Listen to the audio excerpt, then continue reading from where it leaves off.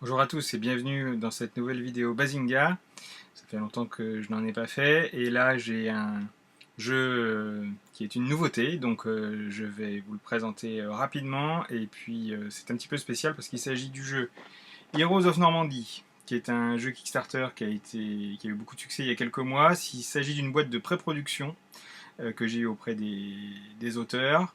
Et donc là, on va faire quelque chose d'un petit peu inhabituel, c'est-à-dire que je vais faire une vidéo d'ouverture de la boîte, puisque même si elle n'est pas à 100% ce que ce sera à la fin, c'est quasiment la version finale, à quelques petits détails près. Donc ça vaut le coup. Euh, si vous êtes intéressé par le jeu, si vous avez vu un petit peu d'informations sur Kickstarter ou suite à la présentation à la Gen Con, ça va être le moment d'aller un petit peu plus à l'intérieur et de regarder ce que le jeu propose.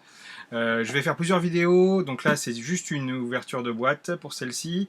Je vais en faire une de présentation des règles comme d'habitude sur le format habituel en français et une autre en anglais puisqu'il y a énormément de gens visiblement qui ont backé le jeu sur Kickstarter et qui sont de langue anglaise, donc je vais pouvoir leur faire bénéficier de mon merveilleux accent français. Voilà, donc là, vidéo d'ouverture de boîte un petit peu inhabituelle, mais comme c'est un sujet un peu exclusif, voilà, je change un petit peu les habitudes. Donc nous voici pour ouvrir la boîte de pré-production de Heroes of Normandy. Alors il s'agit d'une boîte de pré-production, c'est-à-dire que le contenu et la boîte elle-même sont finalisés à 95% et qu'il va y avoir des petites corrections apportées au design et puis à certains éléments, mais que globalement, voilà, c'est le contenu quasi final de la boîte. Donc vous allez pouvoir vous rendre compte de ce qu'il y a dans la boîte. Donc vous voyez, c'est une boîte carrée. Alors c'est une boîte qui n'a pas un format tout à fait habituel pour les boîtes carrées. Donc je vais vous montrer la comparaison avec une boîte connue de tous à peu près, le format standard des boîtes carrées, c'est-à-dire type Aventurier du Rail, Catan, ce genre de choses. Donc vous allez voir que la boîte est un tout petit peu différente. À fin de comparaison, j'ai placé une boîte d'Aventurier du Rail, qui est une boîte du format standard carré, que tout le monde est habitué à ranger dans ses étagères, au-dessus de la boîte de Heroes of Normandy. Et donc vous pouvez constater qu'il y a à peu près 2 cm, 2 cm et demi de côté en plus, avec les personnages cartoon qu'on est habitué à voir et qui étaient déjà diffusés sur le Kickstarter.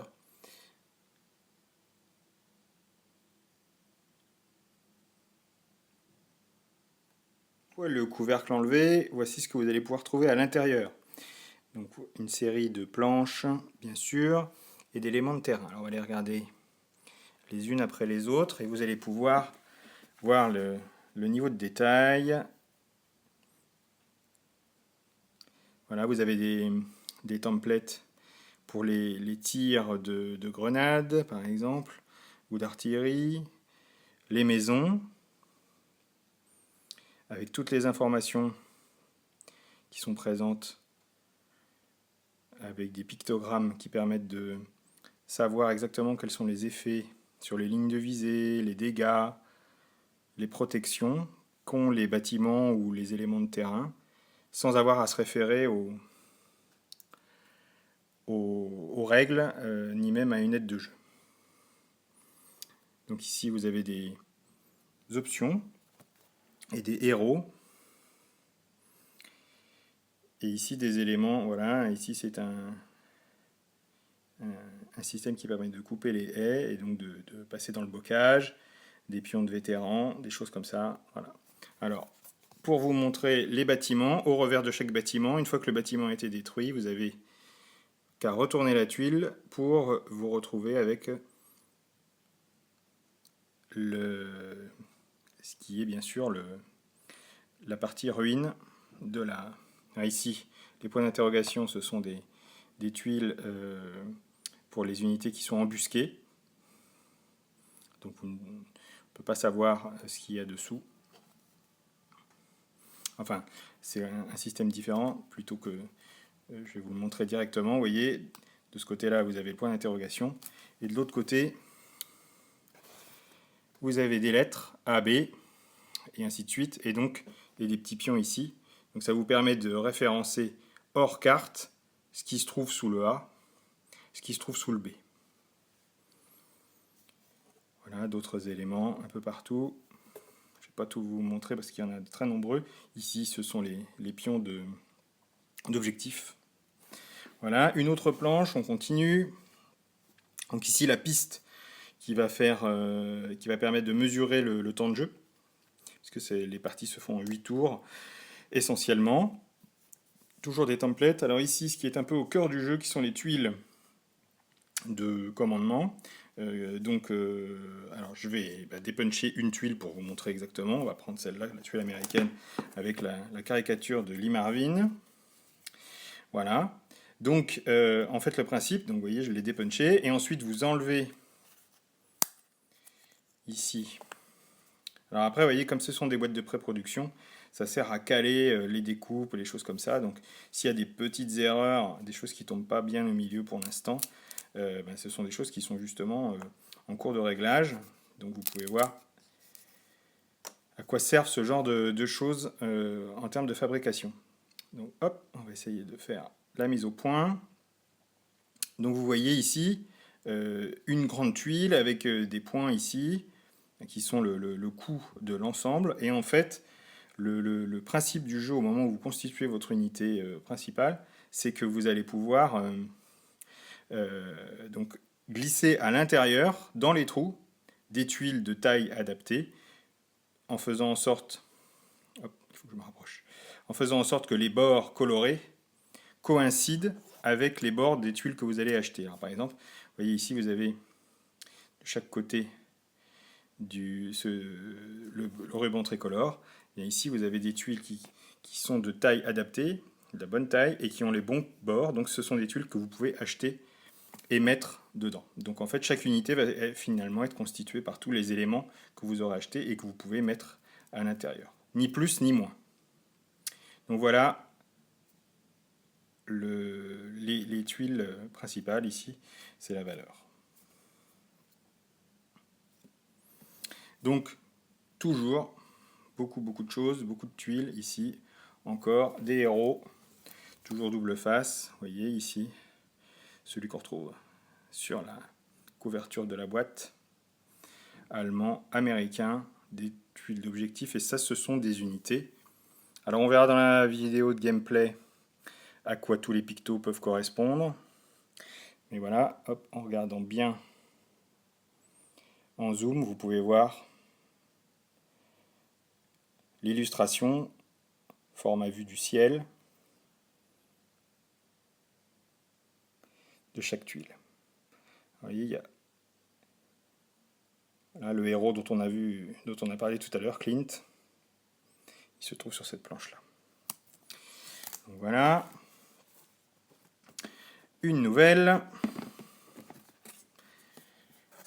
Vous voyez, la boîte est bien remplie et l'espace supplémentaire dû à la taille est aussi lui-même bien utilisé au maximum. Alors ici, un blindé. Hop, je vais le mettre comme il faut. Vous allez pouvoir le voir en entier. Vous voyez le niveau de détail. Et beaucoup d'informations aussi sous forme de pictos. Mais une fois de plus, les tuiles sont assez grandes. Alors, à titre de comparaison aussi, j'ai amené un pion de Conflict of Heroes qui est aujourd'hui assez réputé pour la qualité et la taille de ces tuiles. Et vous pouvez voir, voilà, quelle est la taille d'une tuile de Conflict of Heroes par rapport à celle d'une tuile de Heroes of Normandy. Donc c'est facilement une fois et demie en termes de carré, de côté, une fois et demie plus grand. Donc ce sont vraiment des tuiles qui sont de très grande taille. Alors évidemment cette taille, cette surface est mise à profit pour y mettre un maximum d'informations de jeu. La philosophie étant que on ne puisse pas, on n'est pas à retourner vers le livre de règles pour se référencer une fois qu'on a compris. Voilà, c'est un petit peu l'idée générale. Alors ici aussi beaucoup de marqueurs, suppression. Ici on verra aussi c'est pour les dégâts sur les blindés. Ça, ce sont des options, des munitions qui donnent des bonus, des grenades. D'autres grenades, des munitions. Alors ça, c'est sous la forme des tuiles qui vont dans les trous des tuiles de commandement. Voilà, et différents types d'unités complémentaires. Toujours, voilà, des unités, des unités, des unités, des blindés. Alors évidemment, un blindé, quand il est détruit, on le retourne, comme les bâtiments un petit peu, et vous voyez, vous avez l'épave de l'autre côté. Là, ce sont des éléments de terrain. Donc, voilà, vous voyez, tout ça, ils sont très nombreux.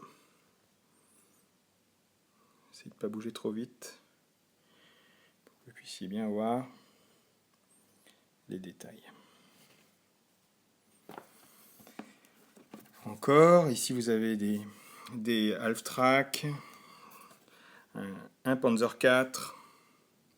Donc pour les amateurs de blindés, vous pouvez voir le niveau de détail. En termes de dessin, c'est quand même assez spectaculaire. Voilà. Puma. Donc tous les autres éléments, voilà. Ici, vous avez un canon. Voilà. Allemand. Ici, des groupes de combat. Un peu partout. Des grenades allemandes. Encore des tuiles. Voilà. C'est la dernière planche de la boîte de base, puisque vous avez énormément d'add-ons qui sont dans pour ceux qui ont fait le Kickstarter. In Jeep. Hop. Je vais essayer de vous la montrer également en gros plan. Voilà. Alors, il y a aussi certaines unités. Alors voilà, je vais vous la montrer, comme celle-là. Hop. Qui sont également à double face. Alors j'ai essayé de zoomer. Que vous ayez quelque chose de propre à ce niveau-là. Voilà. Vous voyez, une équipe de mitrailleuses, ici. Et quand vous la retournez, donc vous voyez les deux soldats, les deux servants, qui sont avec la mitrailleuse démontée. Et quand vous retournez le pion, c'est-à-dire qu'ils sont en position, et là, vous les retrouvez ici, de l'autre côté, hop, et vous voyez que maintenant, la mitrailleuse est montée, vous avez leur stade de combat, et ils sont prêts à faire feu. Donc c'est vraiment les deux états de la même unité. Voilà. Et pour beaucoup d'autres unités qui ont un pas de perte, et bien en fait, quand vous les retournez, vous avez la version blessée de l'unité, entre guillemets, puisqu'elle a été touchée une fois. Tout ça est sur le même pion. Bien, maintenant, alors, il y a 6 planches de pions, on vient de les voir, et maintenant, vous avez également 6, je crois, oui, planches de terrain. Alors, en différentes configurations, ici, un terrain vierge, double face à chaque fois. Donc, et ici, un terrain donc, avec des éléments de décor. Une fois de plus, partout, vous avez les délimitations pour les cases, ainsi que toutes les informations sur l'effet sur les lignes de vue, la protection, le déplacement de la case. Ici, par exemple, ça montre qu'on ne peut pas passer en diagonale. Le mouvement en diagonale est autorisé dans le jeu, mais pas ici. Il faut faire le tour.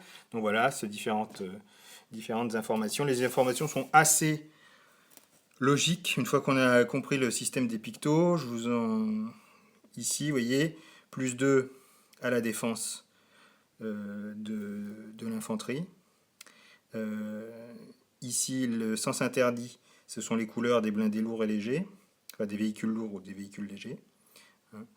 Le gris et le violet. Et ici, blocage de ligne de vue et le déplacement avec une croix, ça veut dire qu'une unité d'infanterie est obligée de s'arrêter dès qu'elle pénètre dans la case. Donc voilà, Ça veut dire que ça gêne le mouvement. Alors, voilà, ici vous avez des tuiles, elles sont toutes marquées et numérotées de façon à pouvoir constituer des scénarios après. Donc voilà, vous avez des tas de configurations avec du bocage, des routes, des haies un peu partout, toujours des bosquets. Ici, un coude. Ici, une chicane, parfait pour faire une petite embuscade. Et ici, encore des haies, une route entourée de bosquets, un croisement. Et enfin, une haie avec un passage à pied. Derniers éléments du jeu qui reste à présenter maintenant, ce sont les cartes d'ordre. Donc vous voyez que vous avez deux piles qui sont clairement marquées et désignées pour représenter les deux différents camps. Vous avez les Allemands évidemment ici. Voilà, les cartes sont assez épaisses, vraiment de bonne qualité. Il n'y a pas de problème de cartes trop fines. Et donc vous avez ces cartes qui sont toutes avec la possibilité. Donc elles sont numérotées et elles sont surtout, pardon, pas numérotées, mais vous connaissez le nombre qui existe, hein, puisque elles sont en double ou triple. Elles sont en plusieurs éléments, donc vous savez exactement combien de cartes de ce type sont dans le deck. Hein. Vous voyez ici, il y en a 4. Donc voilà. Alors ça, ce sont les cartes. Alors une chose qu'on verra dans le gameplay, mais je le dis maintenant, c'est qu'en fait, vous choisissez, vous avez un aspect de deck building, c'est-à-dire que vous ne jouez pas avec l'intégralité du paquet. Hein. Vous allez en choisir, je crois, 40. Il faut que je vérifie dans les règles, mais vous allez sélectionner les cartes, et ça c'est un élément qui peut être intéressant de surprise, parce que bon, vous pouvez sélectionner un certain nombre de cartes et pas d'autres, pour avoir une certaine façon de jouer, favoriser des choses. Donc voilà, vous avez les illustrations sont assez grandes, et puis vous avez l'utilisation d'images d'époque, ou d'images de propagande. Voilà. Donc ici, ce sont les versions anglaises, mais le jeu, à ma connaissance, doit sortir en anglais, en français aussi, en allemand, je crois, peut-être en italien. Enfin voilà, il y a pas mal de choses qui sont en train de se finaliser, mais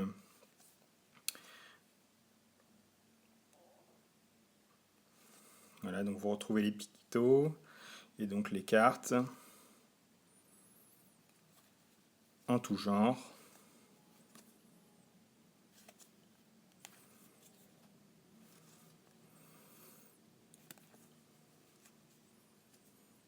Voilà, celle-là va être assez commentée.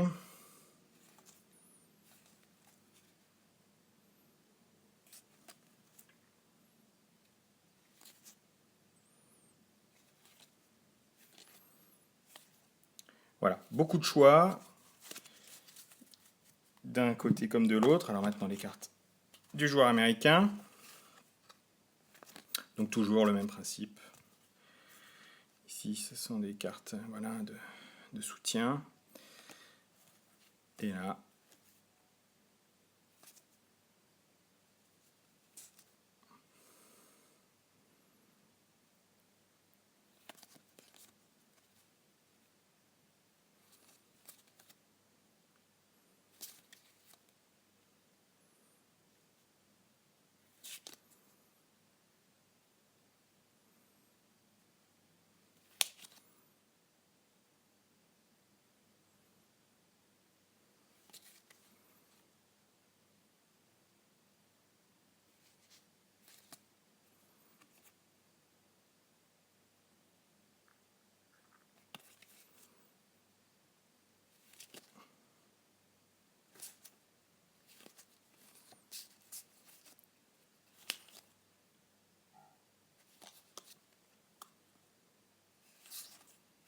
voilà, donc beaucoup de cartes.